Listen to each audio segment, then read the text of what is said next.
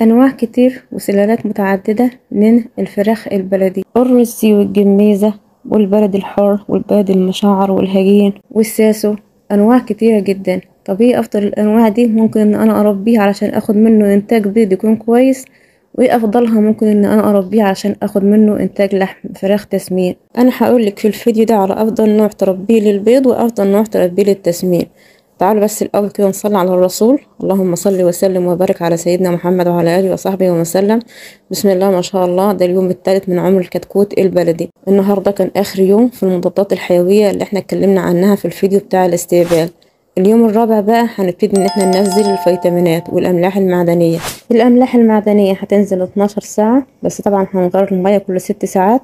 والفيتامينات اللي هي فيتامين ألف د وهي سيلينيوم برضو هينزلوا مع بعض في سقوة واحدة، كل نوع منهم سنتي، 12 ساعة، وبرضه نغير المية كل 6 ساعات. هننزل الأملاح والفيتامينات لمدة 3 أيام، وبعد كده بقى هنستعد لليوم السابع. ده يوم مهم جدا، ده ميعاد أول تحصينة للفراخ البلدي، وهنتكلم عنها بإذن الله في الفيديو الجاي. نتكلم بقى عن الفراخ البياضة والفراخ التسمين.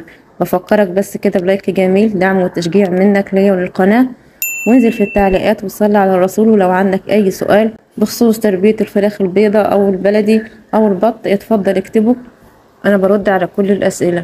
طيب انا عايزه اربي فراخ للبيض وعايز اعرف افضل الانواع في انتاج البيض. اول حاجه البلد الحر اللي كل اهالينا زمان في الريف كانوا بيربوه. مميزات البلد الحر اللي بيختلف بيها عن الفرخ المشعر والفرخ الهجين المناعه العاليه. هو بيتميز بان هو عنده مناعه عاليه لمقاومه الامراض، بس في عيوبه ان هو مش بيدينا اوزان كويسه، يعني حجم الفرخ بيكون ضعيف، اخرها بقى الفرخه بتبقى كيلو ونص بالكتير. البلد المشعر بيكون بقى افضل من البلد الحر من حيث الوزن، بس هو اقل شويه في المناعه من البلد الحر، انما كويس في انتاج البيض وكويس برضو في انتاج لحم، هيدينا لحم اعلى شويه من البلدي الحر. يجي بقى للهجين.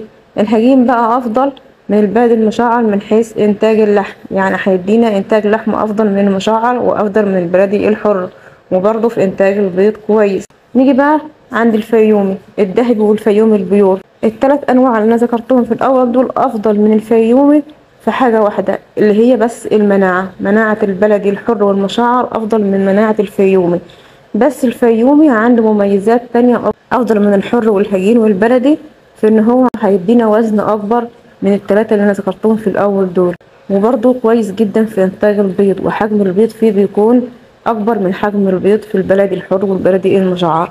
يعني هو افضل من حيث انتاج اللحم وانتاج البيض، بس هو اقل شوية في المناعة من الانواع التانية اللي انا ذكرتها. باقي الانواع التانية اللي هي الساسو والرزي والجميزة افضل من الانواع اللي انا ذكرتها من حيث انتاج اللحم.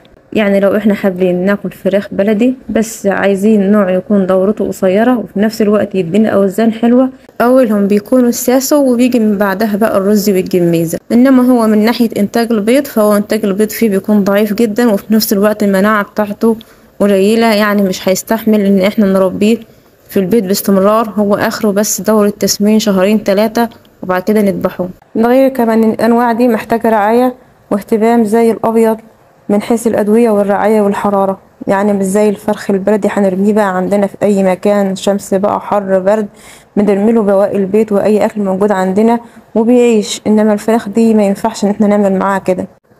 اما بقى من حيث الطعم فاحلى طعم فراخ في الفراخ اللي انا ذكرتها دي كلها طبعا بيكون البلدي الحر، وبيجي من بعدها بقى المشعر والهجين، والانواع دي برضو افضل من الانواع التانية اللي انا قلت عليها، فراخ التسمين اللي هي الرزي والفراخ الساسو والجميزة. بفكرك لو كنت نسيت بلايك لو عجبك الفيديو، واشتراك في القناة لو انت مش مشترك، وفعل زر الجرس عشان يوصلك كل جديد من طيور نورة. في نهاية الفيديو تحية طيبة مني لكل المتابعين.